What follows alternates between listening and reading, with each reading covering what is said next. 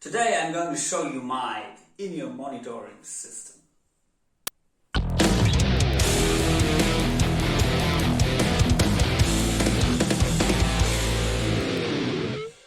Recently, one of you beautiful ladies asked me about my InEar monitor system, which I am using live.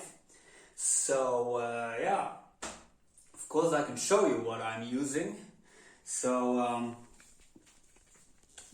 basically we are using this console here, which is of course, you may know it, a digital console, Behringer X32.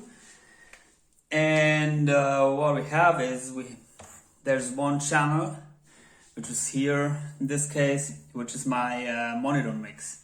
So basically here is everything which I'm hearing on my InEar monitoring. It's going out of this channel. And as you can see here, the EQ curve, if you're interested, it's basically the first thing which I'm doing to my overall monitor mix, and it's, well, I'm raising these lows here. I don't know if you can see it on the camera.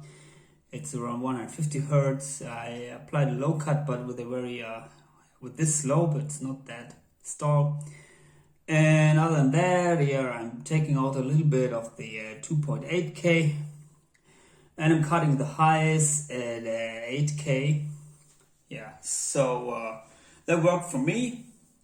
Sounds really nice, really fat, and it's not that harsh because I'm cutting the highs, especially here these 3K frequencies, which can be a little bit attacking. That is, but of course that is my preference.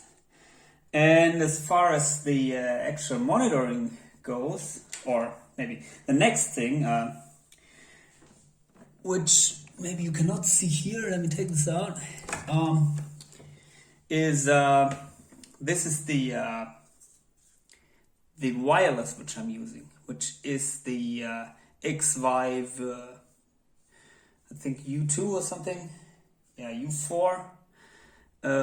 Yeah, it's just a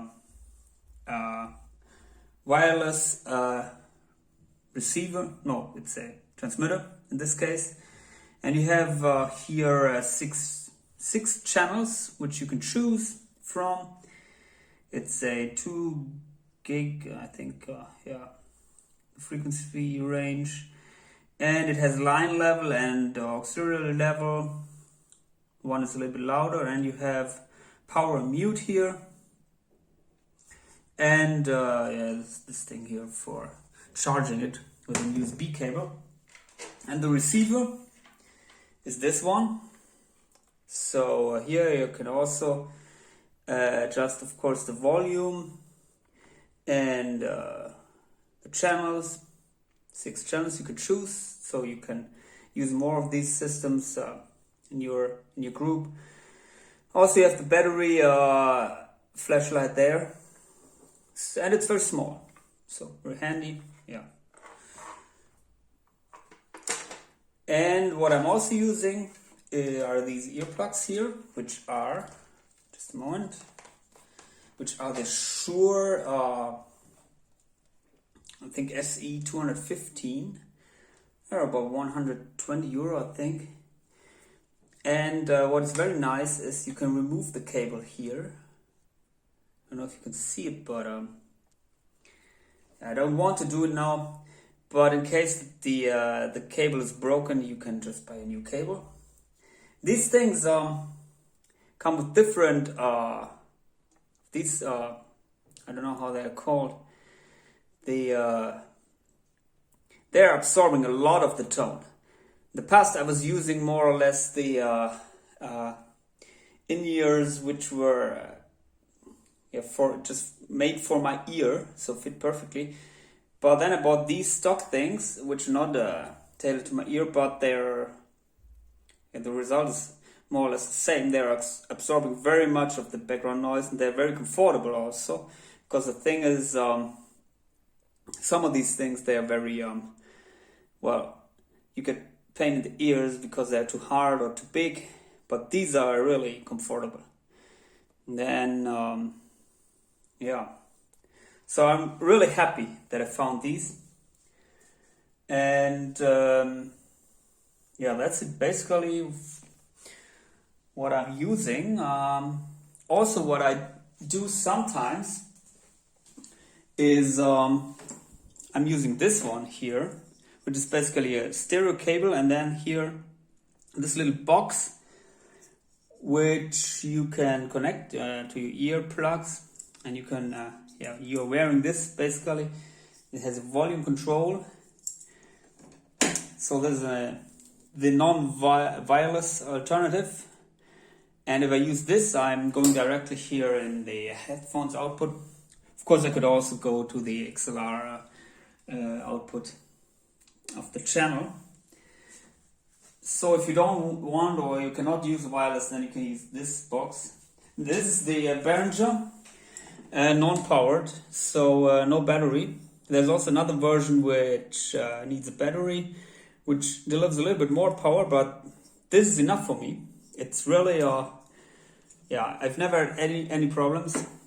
So, and the quality, the sound quality is the same. That is really nice. So, I didn't try that out very much in a live situation because I got it new, so I cannot say about the stability or how it will interfere with other Wi-Fi networks, for example.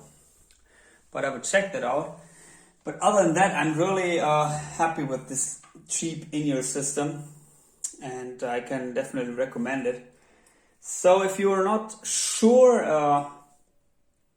about your wireless, about your InEar system, whether to go InEar or not, I'd recommend to start with this, because this box is really cheap. I think it's maybe around 30 euro or something. And yeah, then of course you need some decent earphones. You can recommend these. But then for 150 euro you have a very good system which you can try out your monitor system if you are the guy for in-ear monitoring. And also keep in mind that you need a special cable here for that box, which is basically a stereo to mono cable, because all these things, also this wireless, it's just a mono signal.